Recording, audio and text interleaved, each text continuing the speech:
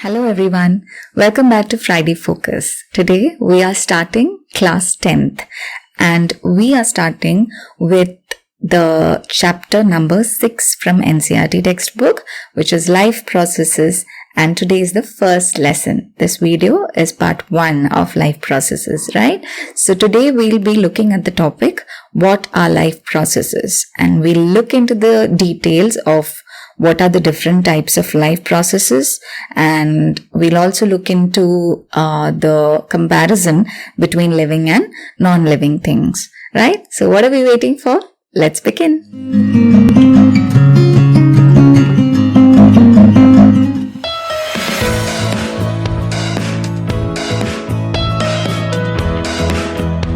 Just observe things around us, and for convenience, observe the things that are present on the slide. So how do we distinguish, or how do we make out if a thing is living or non-living, right? In the picture, the most obvious difference is the movement, right? So the kitten is playing, the baby is playing, so obviously they are showing movement. And is that movement occurring because of outside influence? Not really. They are moving out of intention, and it's a spontaneous thing. They are deciding for themselves, right? So this kind of movement is called as motility, okay? It has a T in between. Whereas non-living things, you can see the bus may be moving because the baby is pushing or pulling it, right? And the bench may move. The bench will move if two people, or if a few people or two people can, or even one person lifts it and moves it around, right? So that kind of movement which occurs due to external influence is called as mobility. So non-living things may show mobility, but living things show motility. That is the main difference that we can observe in these pictures. Now, what about plants? They are living, we say, but they don't move, nor do trees. So on what basis do we say that they are living? We say that plants are living because in the long term they show growth, right? So they become bigger, they show a life cycle, right? So plants become trees, they flower, they give rise to fruits, they shed their leaves. So there's a life cycle that they show, and they also grow, right? So because of this, we can clearly see that they are living, whereas non-living things do not show these characteristics. Now, what about living things that are sleeping, right? Why do we say that they're living? They're not moving. That's because obviously they breathe. You can still see that they are breathing there. You can still observe that they breathe while they are sleeping. And also, internally, their heart still beats. That means circulation is going on. Then the food that they ate, that might be getting digested, right? So all these processes are still happening when a person or a living being is sleeping. And it is also said that all the experiences, all the emotional experiences that we experience throughout the day, or we experience in general, are also processed by our mind during the time that we are sleeping. So that's why our mind creates dreams, or maybe some answers that we were looking for gets revealed often in dreams, right? So that's why we say that even in sleep, we're all living, right? So what about non-living things? The non-living thing you can see in this picture is a flower pot. So they do not show all these characters. They do not show growth. They don't give rise to, the young ones. They do not show any kind of life cycle, or they do not have these processes, digestion and respiration, circulation. All those processes are not present inside the non-living things. And also, there is a major difference. Living things are organized into what we call as cells. Remember, you learnt about it in the previous class, in class 9, right? In case you have forgotten or need to brush up the memory, you can always see the fundamental unit of life, the series that I have already made and put up on my channel, okay? So Cells, we have already learned that they are the basic structural and functional unit of life. Okay, at a more basic level, we are also made up of atoms and molecules, but they are not a functional unit, right? I mean, they are not functional on its own, and they do not show characteristics of life on their own, but a cell does. This kind of cellular organization is not present in non-living things. They are organized into atoms and molecules.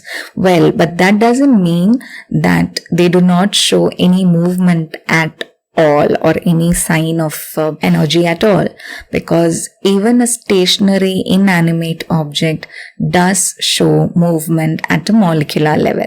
Right? So there is an interesting video in which you can observe and learn about what all molecular movements are happening even inside these living things that are not moving or that are inanimate. Right? The animation is like great. I can also give the link in the description below. So I'll be giving that too. So it's a very interesting video. Just takes 4 minutes of your time. Now let's put all that we discussed, all that we have just now pointed out into a tabular form so that becomes convenient for us to, have it all together. So what are the criteria in which living and non-living organisms differ from one another? So firstly, cellular organization. Now biomolecules, because we are not just made up of ordinary molecules, but we are made up of biomolecules. That means they are capable of building life or making life possible, and they are mostly carbon based and organic in nature. Okay, so biomolecules are organized into functional units called cells, whereas non-living things are just organized into molecules. Living things grow, and how do they grow? They grow by cell division, whereas non-living things do not grow, especially the growth does not occur by cell division. Now, why did I not say that it doesn't grow at all? Because some non-living things show a certain type of growth, certain kinds of growth over millions of years. Maybe, for example, if you take rocks, after millions of years, it can be observed in nature that it has changed in shape and size also it has grown. That's because of processes like sedimentation or accretion, where new layers get added and they grow. So that's why I have not mentioned that there's no growth whatsoever. But then we don't need to go into all that while we answer our question. It's irrelevant, right? So just say growth does not occur by cell division. Now another point that we already discussed, that living organisms show motility. That is, they are capable of spontaneous, active and intentional movement, right? That means if I want to move, I can move. Living things can do that. Right? And non-living things show mobility. That means movement that is induced or made to occur by an external influence. Okay? Now, another point of difference is living things carry on their progeny, for generations and generations by the process of reproduction. So they reproduce to give young ones, whereas non-living things don't do that on their own, right?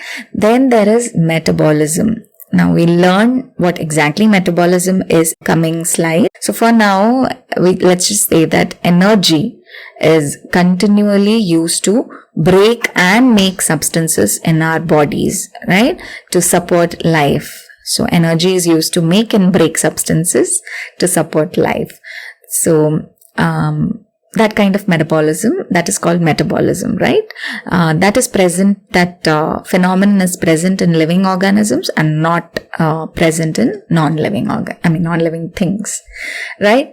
So all these are life processes, metabolism, reproduction, respiration, right? All of these are life processes, okay? There are more, but till now we have discussed these two. So all these processes that sustain life, that means that maintains life in a living thing, are collectively called as life processes, right? So let's look at them one by one. So firstly, all these maintenance processes of life, which are called life processes, require energy inside the organism. There must be energy to do all this, right? Now this energy actually comes from outside. of the organism. And this energy source that we are talking about, which is outside the organism, is nothing but, mostly we call it food. So the energy source present outside the organism needs to be transferred into the organism, and the process that makes this happen is called as nutrition. So let's define nutrition in a more clear way. The process by which organisms transfer the energy source, that is nothing but food, present outside its body into itself. That means intake of food, right, is called as nutrition. Now let's come to the next life process. We said that we need to take in food for energy, right? So this food comes in a lot of variety and comes from a lot of different types of sources, right? It comes from animals, it comes from plants, it comes from sometimes it comes from critters, that is insects. So all these variety of sources, all these variety of food, we convert them, cook them into so many different forms, right? So all this variety needs to be converted into a uniform source of energy. Why? Because it makes it easier for the body to use it for different purposes. What are the different purposes? This energy is used for the various molecular movements that are required to maintain living structures. And it is also used to convert the energy into the kind of molecules the body needs to grow. We need certain molecules that build up our bodies and help it grow. And we also need certain movements of certain molecules to maintain the life processes and our own structures. So to make all this easy, the body has to convert the variety of food and food sources into a uniform source of energy. And the processes that helps it to make this conversion are basically, it needs to catabolize the food or anabolize the food or the outside sources. Now, this catabolism and anabolism is collectively called as metabolism. So we discussed metabolism in that slide where we discussed the comparison between living and non-living things, right? So this metabolism is a collective term for anabolism and catabolism. So let's take them one by one and understand. Catabolism is the process in which complex molecules are broken down into simpler ones. That means breakdown of complex molecules to simpler ones. And this creates energy. It releases energy. When complex molecules are broken down to simpler ones, it releases energy. That means catabolism releases energy. Now this energy is used by anabolism. Anabolism is nothing but the opposite. Synthesis of complex molecules from simpler ones, which uses energy. Okay. The process by which complex molecules are synthesized from simpler ones by using up energy is called anabolism. So one gives out energy, the other uses energy. One involves breakdown of complex molecules, other involves synthesis of complex molecules, right? And both of these together is called metabolism. This full metabolism consists of a set of oxidation reduction or redox reaction. So the moment you see the ox term inside reactions, chemical reactions, we can make out that it implies that it needs oxygen. Okay, and this oxygen also comes from outside, from external sources. Oxygen needs to be taken into the body to carry out this metabolism, that is this transformation of the variety of food or outside sources into a uniform source of energy.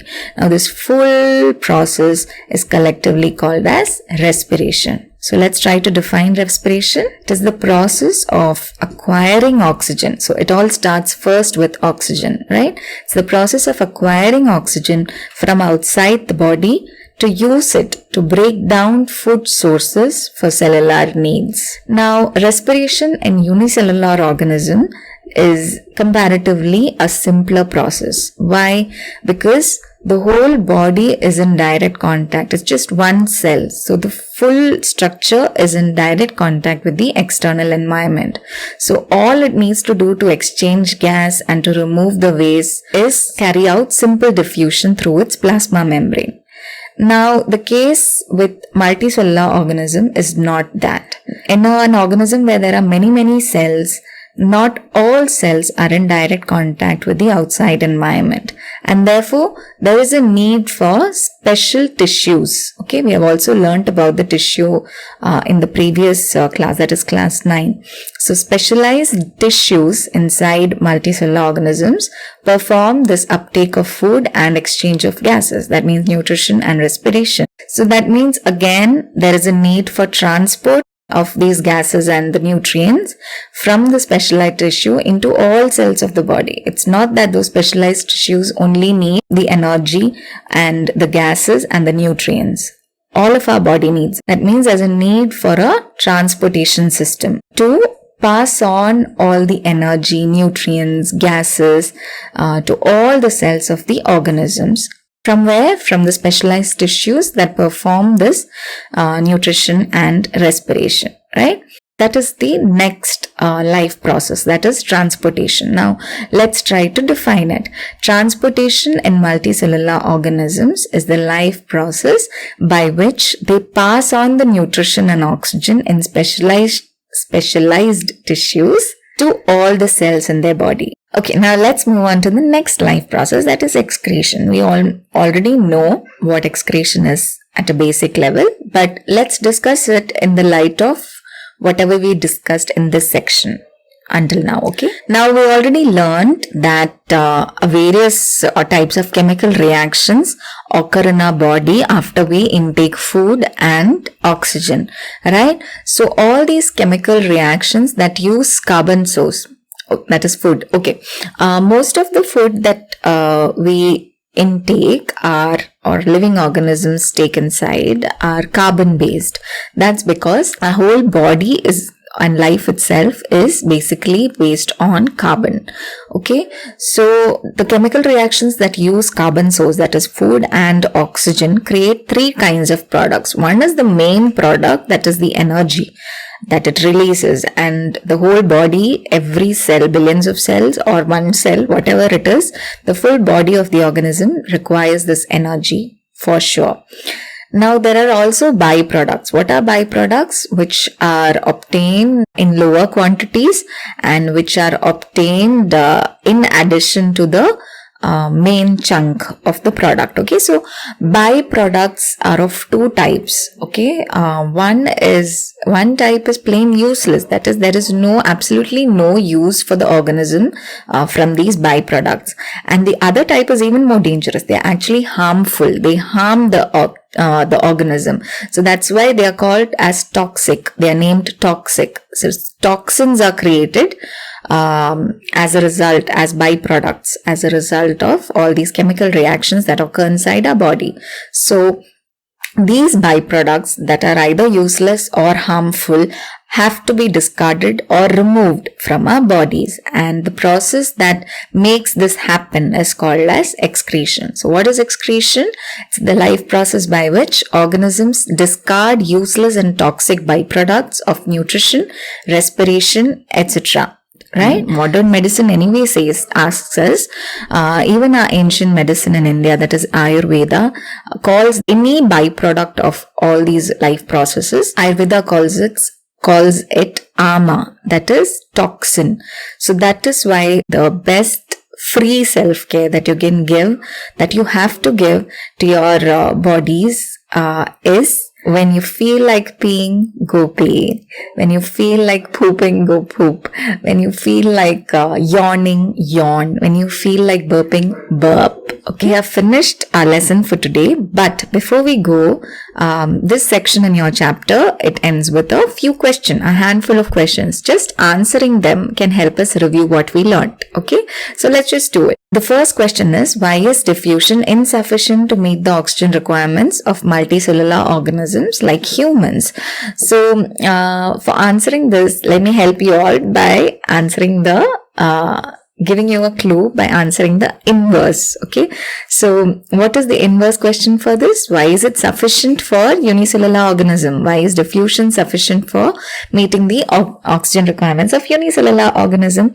Because the whole body of a unicellular organism is in direct contact with the environment. So all it needs to make sure that oxygen reaches the whole body is by diffusion. So oxygen just needs to be taken in by diffusion, and it can easily reach the whole body because it's just one single cell. Whereas in multicellular organism, is that the case? And if you think it's not the case, what happens in multicellular organisms? Another second clue.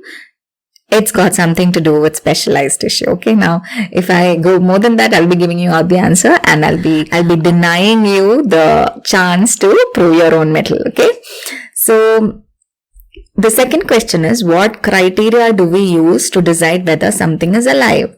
Right? If this comes for like just 2-mark question or something, you just need to say the criteria. That is, you can name all the life processes, then you can name growth, motility, right, all that. But then if it comes for higher marks, that means maybe 5 marks or something, you will have to explain the whole thing, right? So for that, we have discussed the whole living versus non-living in a tabular form. You can just go back and refresh your memory if you don't remember.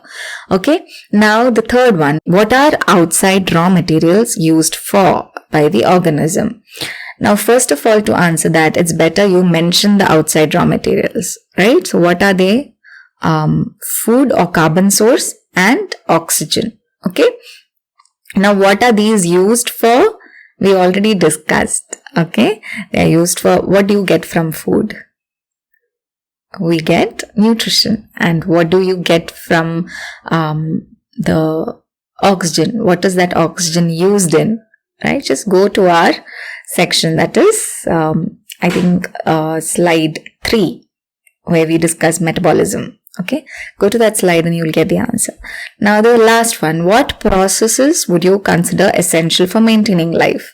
Whatever processes we discussed in this chapter, in this section, plus reproduction, right, and growth are the processes that need to be essential for maintaining life, right? So that's it for today. Thank you everyone. Don't forget to subscribe to this channel, hit the bell button so that you'll be notified about the educational videos that I upload every Friday. Okay, thank you.